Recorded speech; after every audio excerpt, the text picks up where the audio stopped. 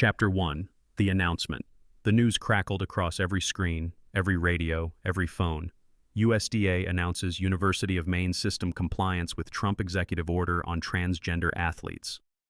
Within moments, the headline had ignited the national conversation, dominating Twitter, flooding group chats, and sparking wall-to-wall coverage across cable networks. A collective gasp seemed to rise from the liberal enclaves of the Northeast, where academic freedom and social inclusion were woven into institutional identity, while in redder pockets of the country, conservative commentators and supporters of the Trump administration erupted in cheers. The culture war had found a new battleground, public universities, and the stakes were higher than ever. This wasn't just about sports. This was about federal funding, state autonomy, identity politics, and the ever-blurring line between education and ideology. At the heart of the storm stood Dannel Malloy, Chancellor of the University of Maine system. A woman of steely resolve, sharp intellect, and a long history of navigating treacherous political waters, Malloy had faced her share of crises, from budget fights to legislative power plays. But this felt different. This wasn't just another policy decision or a partisan skirmish. This felt existential. The temporary pause in USDA funding had hit like a thunderclap. The university system, the pride of Maine, a critical engine for research, workforce development, and access to education, suddenly found itself with a fiscal gun to its head. Federal dollars propped up everything from agricultural programs and food research to nutrition services for low-income students. The halt in funding had been a calculated move, one of many pressure tactics employed in the rollout of Trump's controversial executive order, which required educational institutions receiving federal support to implement new eligibility standards for student athletes, ones that aligned strictly with biological sex as assigned at birth. For weeks, Malloy had resisted. She'd convened emergency meetings with the Board of Trustees, spoken with legal counsel, reached out to allies in the Department of Education and in Congress, hoping to buy time or forge a compromise. But the pressure had only grown, a vice tightening around her institution. State legislators began asking tough questions. Students rallied in protest. Faculty threatened to strike. Behind closed doors, administrators weighed the consequences. Without USDA funding, entire programs would collapse. Research initiatives would be mothballed. Federal work-study jobs would vanish. And amid it all, students, the ones Malloy had sworn to protect, would be the first to suffer. When the decision finally came, it wasn't made lightly. It was made in a fluorescent-lit conference room at the end of a long night, with budget spreadsheets and legal briefings scattered across the table. It was made with clenched jaws and silent nods, with no one daring to call it a victory. It was survival, plain and simple. The statement released by the USDA the following morning arrived like a hammer blow. The University of Maine system has affirmed its full compliance with Executive Order 14203 regarding Title IX athletic eligibility standards. Funding will be reinstated effective immediately. The words cold and bureaucratic felt like a brand searing itself onto Malloy's reputation. Full compliance. The phrase tasted like ash in her mouth. She knew the firestorm that was about to descend. Progressive allies who had once praised her integrity would accuse her of capitulation. National advocacy groups were already drafting statements of condemnation. Students who had looked to her for strength would feel betrayed. And yet, as she stood in front of a mirror that morning, pulling on her blazer and preparing to address the media, she knew she had done what she believed was necessary. Not what felt good, not what would win her applause, but what would keep the system afloat. That didn't make it easier. It didn't soften the blow of the headlines or mute the fury in her inbox, but it gave her a small, bitter measure of clarity in the chaos. This was no longer about just one university system or one executive order. This was the new frontier of American governance, where policy, identity, and raw political power collided in increasingly high-stakes arenas. Malloy, once a governor, now a chancellor, had stepped directly into the eye of the storm, and she knew, with chilling certainty, that the storm had only just begun. Chapter 2. The Interview. Chancellor Malloy, how could you? The question, sharp and raw, sliced through the room like a blade. It came from Sarah, a student reporter at the University of Maine at Orono, her tone a mix of heartbreak and fury. The interview was being broadcast live across the state, streamed on student networks and local affiliates, shared instantly across social media platforms where it was already trending. Malloy, seated under the harsh lights of the studio, could feel the weight of 1,000 judging eyes, not just students and faculty, but alumni, journalists, activists, and legislators, watching her, waiting to see how she would defend a decision many viewed as betrayal. "Sarah," Malloy began, her voice measured and deliberate, the years of public service giving her a veneer of calm she no longer felt. This was not a decision taken lightly. It was a matter of ensuring the survival of the University of Maine system. She kept her eyes on the young woman across from her, aware of the cameras, the silence, the anticipation pressing against every word. "But at what cost?" Sarah pressed, her voice rising, trembling with passion. "The cost of inclusivity? The cost of fairness to transgender athletes? You say survival, but how do you define it when it means sacrificing the principles this university claims to stand for?" Her face was flushed, eyes shining not with tears but righteous indignation, and Malloy felt a jolt of guilt. Not because she believed she'd made the wrong choice, but because she understood that, for many, this choice was indefensible. Malloy sighed inwardly, schooling her expression into one of calm authority. She had prepared for this moment, had rehearsed every line with her communications staff, but none of that mattered now. The script felt hollow. "We are committed to finding ways to support all our students, including our transgender athletes," she said, her tone firm but compassionate. "This is not the end of the conversation, Sarah. It's the beginning of a new one, a difficult one. But we cannot support anyone if the institution itself collapses. We had to ensure we could keep our campuses open, our programs funded, our students enrolled. We had to make a call in the face of impossible pressure." Sarah didn't respond immediately. The silence between them stretched out, heavy and damning. Then the next question came, not from Sarah, but from the public, pouring in across comments and reaction feeds. Coward, complicit, sellout. On campus, protesters held signs that read, "Inclusion is not optional and compliance is not leadership." National headlines splashed with quotes from activists condemning Malloy's administration. Prominent alumni issued open letters of disappointment. On Twitter, clips of Sarah's question, "Chancellor Malloy, how could you?" racked up millions of views. The interview ended, but the questions lingered, echoing in the digital echo chamber, amplified and dissected by pundits, students, and educators alike. Malloy returned to her office in silence, the studio lights still haunting her eyes. She had answered, but she had not convinced. She had led, but not inspired. And though she had secured the system's immediate survival, she wondered whether, in the long run, it would come at the cost of something far more fragile: trust. Chapter 3. The Summons. A week later, an envelope arrived in Chancellor Daniel Malloy's office, thick, cream-colored, official. It bore the unmistakable seal of the White House in embossed gold. The contents were simple, yet heavy with implication. A summons for a private meeting with President Donald J. Trump in the Oval Office. No staffers, no details, just a time and a date. Malloy had known this was coming. Ever since the University of Maine system's compliance with the executive order had made national headlines and thrust her into the center of a firestorm, she had suspected Trump would reach out. But now that it was real, the weight of it hit her like a punch to the gut. What did he want? A show of unity? A political stunt? A forced endorsement on the national stage? Or, more ominously, leverage? Control? As her plane touched down at Andrews Air Force Base under gray skies, a black SUV was waiting. She was driven in silence through the Capitol's carefully guarded arteries, the tension rising with each passing moment. The White House loomed large and austere as they arrived, and as she stepped out and passed through the gates, escorted by a tight-lipped aide, the grandeur of the moment felt almost surreal. The halls of power hummed with movement, staffers walking briskly, aides whispering into earpieces, eyes tracking her as she passed under the portraits of presidents and through the vaulted corridors of executive authority. Then, the moment arrived. The double doors of the Oval Office opened, and she stepped inside. President Trump stood as she entered, a towering figure behind the iconic resolute desk. The room felt both intimate and immense, the silence pressing in as the door clicked shut behind her. To her surprise, he smiled warmly, extending his hand in welcome. "Chancellor Malloy," he said, his tone measured. "Welcome. I appreciate you coming. I know this hasn't been easy." His voice was softer than she expected, almost disarmingly sincere. Malloy, every nerve on high alert, nodded, taking the offered seat. "Thank you, Mr. President," she replied, keeping her tone steady despite the churn in her stomach. Trump sat, folding his hands before him. "We had to make a tough decision, but it was the right one. Protecting women's sports is important. It's about fairness, about reality. The country is with us on this."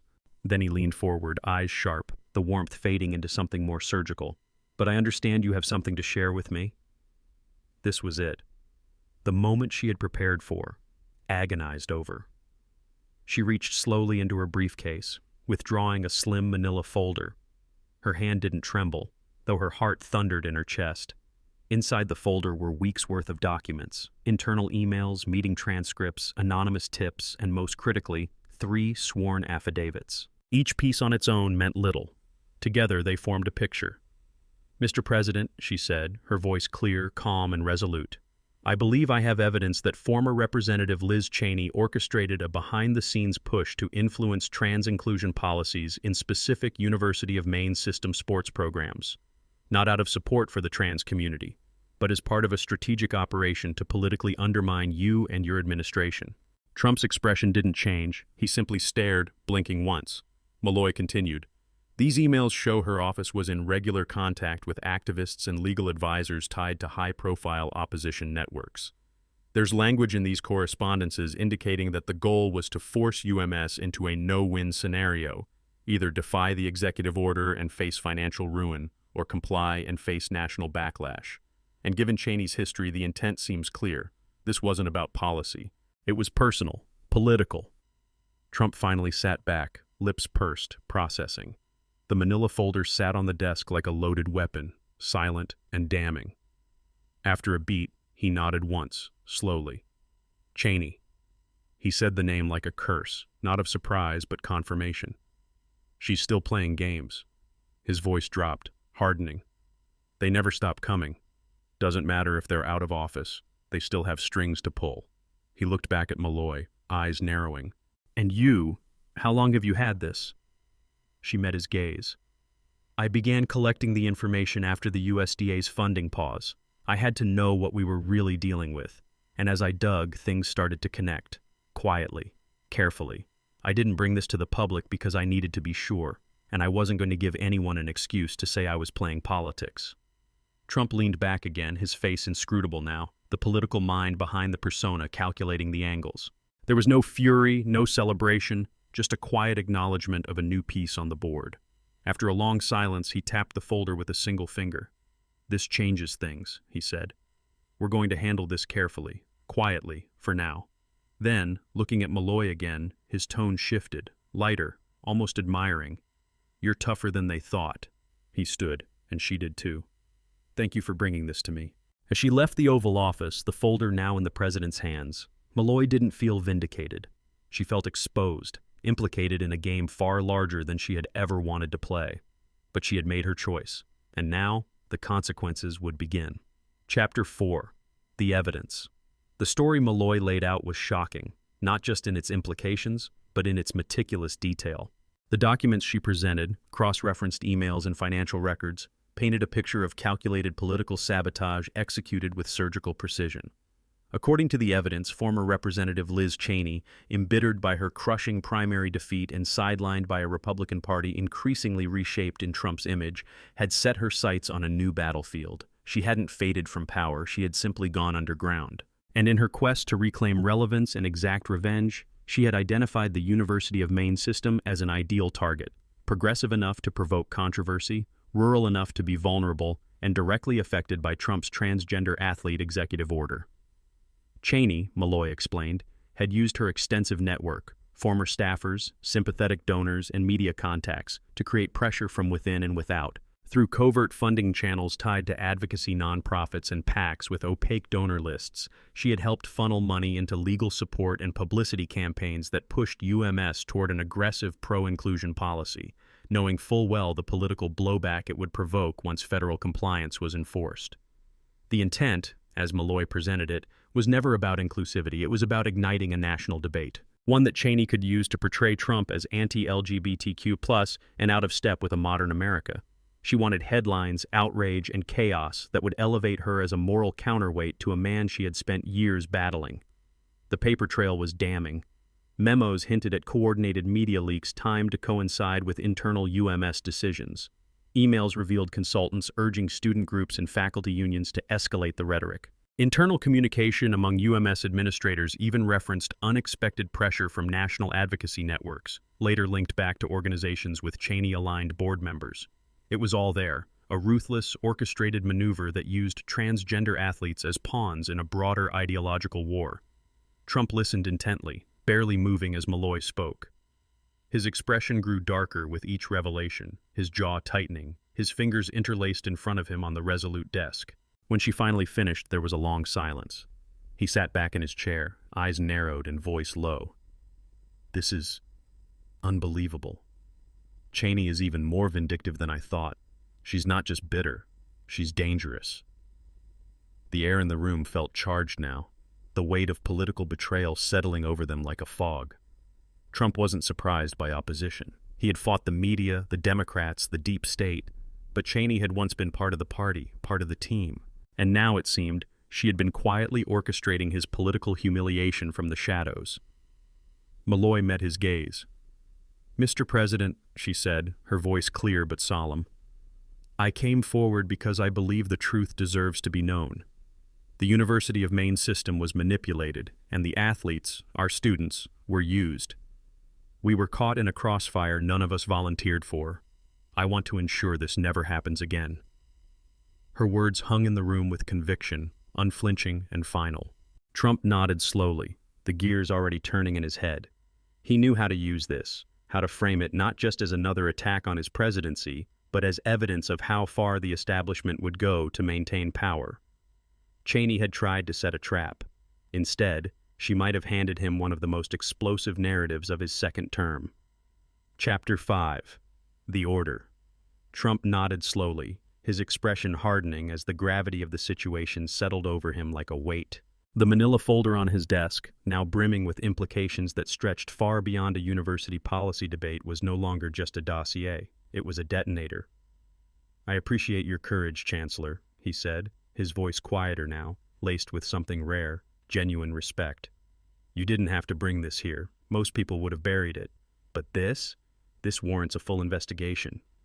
Then, without taking his eyes off Malloy, he raised his voice. "Cash!"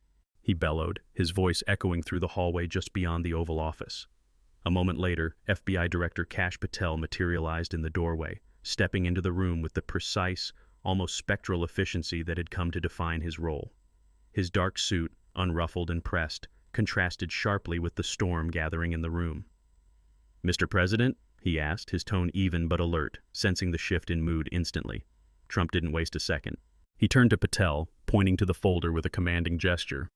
"I want a full investigation into Liz Cheney's activities related to the University of Maine system," he said, each word crisp, deliberate. "I want to know everything, who she spoke to, who she funded, how deep this goes. Leave no stone unturned. If she's manipulating universities and stirring up cultural flashpoints just to sabotage this administration, we need to shut it down. Now." Patel nodded once, his face grim with understanding. "Yes, Mr. President," he replied. "I'll get on it immediately." And just like that, a quiet storm began to gather behind closed doors in Washington. What had started as a compliance statement from a university in Maine was now spiraling into something far more explosive. A federal investigation into one of the Republican Party's most controversial figures, and a new chapter in the endless war for control of the American narrative. Malloy, still seated, felt the magnitude of her decision reverberating through the walls. She had done what she believed was right. Now, the machinery of federal power had been set in motion, and there would be no turning back. Chapter 6. The Investigation. The FBI descended upon Maine with quiet but unmistakable force, launching a wide-ranging investigation under the direct supervision of Director Kash Patel. The operation, while discreet in its early stages, quickly became impossible to ignore as agents visited university offices, subpoenaed financial records, and questioned administrators, advocacy groups, and former congressional staffers connected to the controversy. What had started as a politically charged whisper campaign now ballooned into a full-blown federal probe, with headlines blaring across every major outlet. FBI investigates alleged Cheney plot to undermine Trump administration through UMS transgender policy and education policy or political sabotage. Federal investigation rocks University of Maine. Liz Cheney, blindsided by the ferocity of the response, responded with swift and vehement denial. In a press conference held in front of a sea of cameras and American flags, she struck a defiant tone.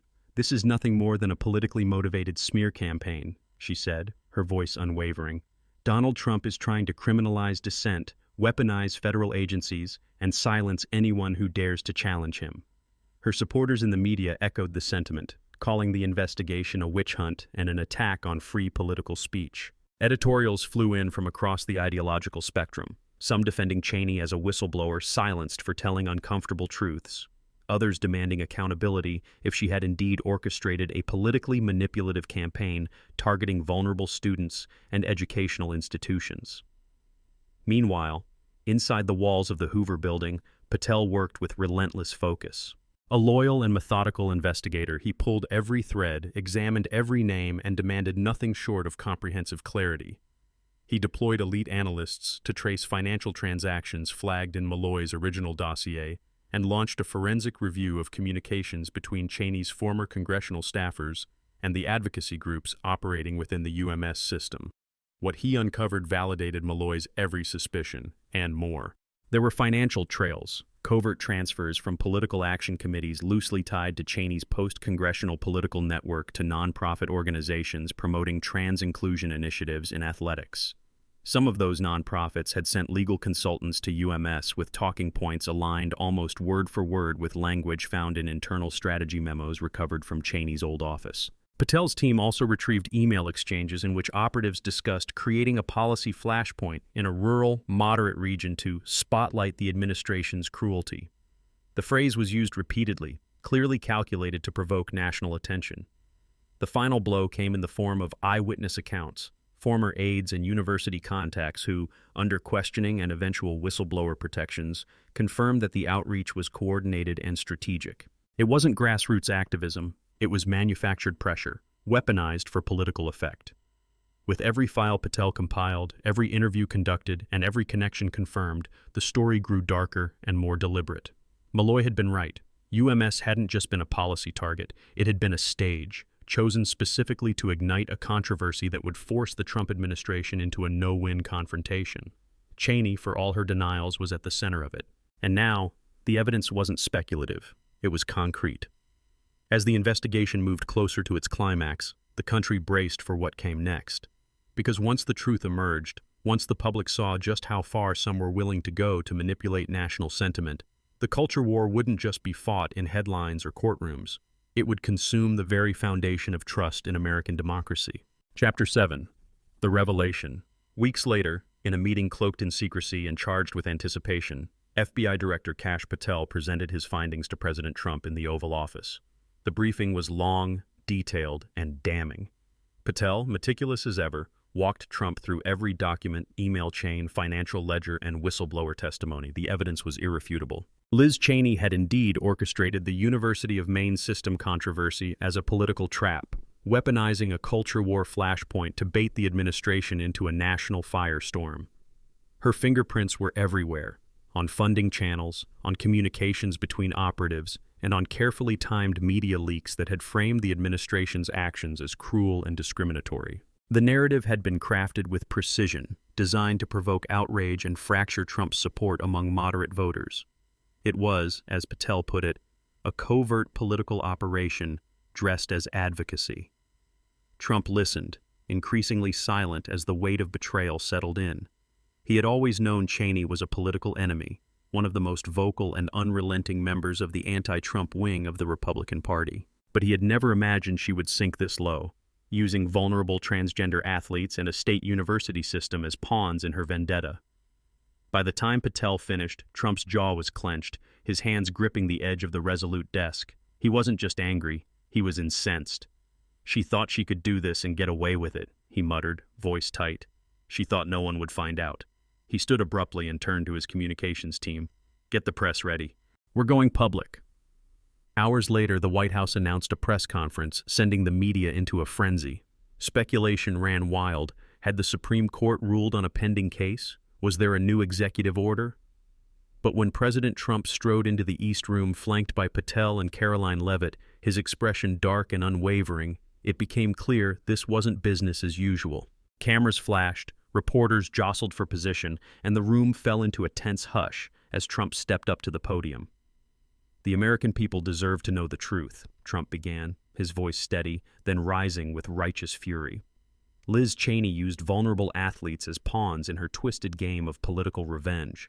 She sought to divide this nation, to provoke chaos, and to undermine my presidency using deception, manipulation, and targeted media coordination. She didn't care about fairness. She didn't care about students. She cared about destroying me. And she was willing to burn down a university to do it. He held up a thick binder stamped with the Department of Justice seal. This is the evidence. Every page, every lie, every dollar that was funneled into this plot. We are releasing this in full. No redactions, no spin, just the truth. The reaction was immediate and explosive. Within minutes, news networks cut to split-screen coverage, airing the press conference live while frantically parsing through the DOJ documents that had been simultaneously uploaded to a public portal. Patel's evidence, emails, financial records, and whistleblower affidavits flooded the public domain. Headlines exploded. Trump accuses Liz Cheney of orchestrating political sabotage. Cheney's secret campaign to undermine Trump exposed. FBI confirms Cheney-linked plot behind UMS controversy. Democrats scrambled to respond, some decrying the revelations as a distraction, others stunned into silence. But it was the reaction from within the Republican Party that signaled just how devastating the fallout was. Cheney, already ostracized from much of the GOP base due to her crusade against Trump during and after January 6th, found herself utterly isolated. Former allies distanced themselves. Even moderate Republicans who had once privately admired her integrity could not defend what now appeared to be a cynical and deeply unethical operation. Senator Mitch McConnell, when asked by reporters, replied tersely, "If the evidence is accurate, it's a serious betrayal of public trust." Representative Elise Stefanik went further, calling Cheney a disgrace to the party and the nation. Cheney, blindsided and cornered, issued a short statement denying the allegations and accusing Trump of weaponizing the Justice Department for political purposes. But the denial rang hollow against the mountain of evidence and the damning precision of the investigation. Legal scholars began debating whether laws had been broken. Ethics panels hinted at possible investigations. And across cable news and social media, her reputation, already battered, crumbled into political dust. For Trump, it was more than vindication. It was total victory. He had taken an attempted smear campaign, turned it inside out, and laid bare the rot beneath the surface. He had reminded his enemies that he didn't just survive attacks, he turned them into leverage. And in doing so, he once again proved what his supporters had always believed, that he could navigate even the most treacherous terrain and emerge not just intact, but triumphant. The battle for the culture, for control, for the future of the American narrative had just entered a new phase, and Trump stood squarely at its center, stronger than ever. Chapter 8. Vindication. In the aftermath, as the dust settled and the headlines shifted from scandal to reflection, the University of Maine system was officially cleared of any wrongdoing. An independent audit conducted by the Department of Justice, alongside internal reviews from the Department of Education, concluded that UMS administrators had acted in good faith under extraordinary pressure, responding to federal directives in a manner consistent with both legal obligations and institutional survival. Chancellor Dannel Malloy, once vilified by activists and caught in the crosshairs of a national firestorm, emerged with her integrity not only intact, but burnished. She was hailed as a hero, not for taking a side in a divisive cultural battle, but for navigating it with transparency, resolve, and an unwavering commitment to the students and faculty she served. Editorials across the country praised her courage under fire, calling her decision to come forward with the truth about the Cheney plot a defining act of institutional leadership in an era of political weaponization. And the USDA, acknowledging the exceptional cooperation and transparency demonstrated by UMS, restored full funding with immediate effect, and additional federal support was quietly funneled into Maine-based educational programs as a show of good faith. On campus, the mood began to shift. Protests gave way to roundtable discussions. Faculty who had threatened resignations began re-engaging with reform efforts. Malloy, in a public address that drew thousands in person and many more online, reaffirmed the university's commitment to inclusion, student safety, and free inquiry. "We will not allow outside forces to dictate the values of this institution," she said, her voice steady. "But we will also never sacrifice our principles to preserve our image. We will lead with truth and rebuild with trust."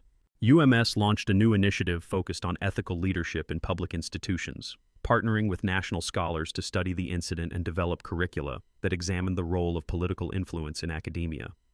The program quickly drew interest from universities across the country, eager to learn from what had become known nationwide as the mainline affair. The story became a cautionary tale, a case study taught in political science classes and journalism seminars, a reminder of the dangers of unchecked political ambition, of the destructive potential that arises when power is pursued at the expense of people. But more than that, it served as a lesson in institutional resilience. It underscored the importance of protecting vulnerable individuals, not as symbols or slogans, but as human beings whose lives should never be exploited as pawns in political chess games. Malloy's decision to step forward, Patel's relentless investigation, and Trump's willingness to pivot from confrontation to exposure had revealed just how fragile the boundaries of ethical governance could become, and how vital it was to defend them. In the end, the University of Maine system didn't just survive, it evolved. And in doing so, it helped remind a divided nation that truth, even when uncomfortable, remains the cornerstone of justice, and that when integrity is paired with courage, even the most powerful political storms can be weathered. Chapter 9. A New Dawn President. Trump emerged stronger than ever. What had begun as a volatile cultural flashpoint and a high-risk legal battle had transformed into one of the most politically consequential victories of his second term. He had not only weathered the storm, he had owned it, exposing a corrupt political adversary in Liz Cheney, and defending what many Americans saw as the sanctity and fairness of women's sports. He had taken a narrative that was crafted to corner him and flipped it on its head, showing the American people once again that he was unafraid to confront controversy head-on. This wasn't about just winning an argument, it was about restoring trust, reaffirming principles, and showcasing the full force of executive leadership that wouldn't bow to pressure or back down in the face of opposition. He had done it all while maintaining message discipline, leveraging his allies, and using the machinery of government not to destroy but to expose, not to retaliate but to reveal. As he stood on the south lawn of the White House, the sun sinking into the horizon and casting a golden hue across the historic estate, Trump took in the moment with a rare stillness. Behind him, aides watched from a distance, media crews packed up from an earlier appearance, and the American flag flapped crisply in the warm breeze. He knew this victory would not silence his critics, nor would it be the end of the war for America's institutions and values. But it was a turning point, a moment where the tide, for now, had turned squarely in his favor. He had shown once more that he was willing to fight for what he believed in, not for applause, not for legacy, but for the promise he had made to the American people. He would drain the swamp. He would protect families, traditions, and institutions. And he would stand, no matter how fierce the storm, as a guardian of the nation's promise. The fight was far from over, but he was ready. More than that, he was eager. Because this, more than anything else, was Trump in his element, embattled but unshaken, scorned by his enemies but adored by his base, a force unto himself with one guiding purpose, to make America great again. Epilogue. Liz Cheney's political career never recovered. Once seen as a principled voice of resistance within the Republican Party, her downfall was swift and absolute. The revelations of her role in manipulating the University of Maine system for political sabotage shattered what little bipartisan support she had left. Ostracized by Republicans who viewed her as a traitor and abandoned by Democrats who could no longer spin her actions as noble dissent, Cheney found herself politically exiled, a pariah in a town that had once embraced her as legacy and leadership incarnate. Her name, once synonymous with defiance, was now whispered as a cautionary tale of ambition twisted into vendetta. Kash Patel, on the other hand, saw his star continue to rise. His tireless investigation, conducted with precision, discretion, and an unrelenting commitment to truth, earned him the trust not only of President Trump, but of millions of Americans who watched the saga unfold. Patel became the embodiment of loyalty and lawfulness, a steadfast warrior in the battle to preserve constitutional order amidst unprecedented political warfare. He remained a fixture in Trump's inner circle, trusted not just for his competence, but for his unshakable resolve to serve the country without bowing to political pressure. Dannel Malloy, once caught in the crosshairs of a national controversy, emerged as a quiet but resolute figure of integrity. Under immense scrutiny, she had navigated one of the most politically fraught crises in higher education history with courage and clarity. In the aftermath, she continued to lead the University of Maine system with a renewed sense of mission, focusing on rebuilding trust, strengthening transparency, and deepening the university's commitment to equity, inclusion, and academic excellence. Her leadership became a model for other institutions facing similar cross-pressures, and she was lauded for her poise, her honesty, and her refusal to be used as a political pawn. And President Trump? He continued to lead with the same force and fire that had defined his political rise. Undeterred by opposition and unwavering in his conviction, he stood tall as a champion of the American people. With each battle, cultural, legal, political, he seemed only to grow stronger, more determined, more sure of his purpose. He had exposed corruption, defended the values he believed America stood for, and proven once again that his leadership was not a passing wave, but a defining current in the nation's modern history. To his critics, he remained controversial. To his supporters, he remained indispensable. And to the American political landscape, he remained unignorable. In a divided nation, Trump stood as a singular force, relentless, commanding, and absolutely committed to reshaping the country on his terms, for those who believed he was fighting for them.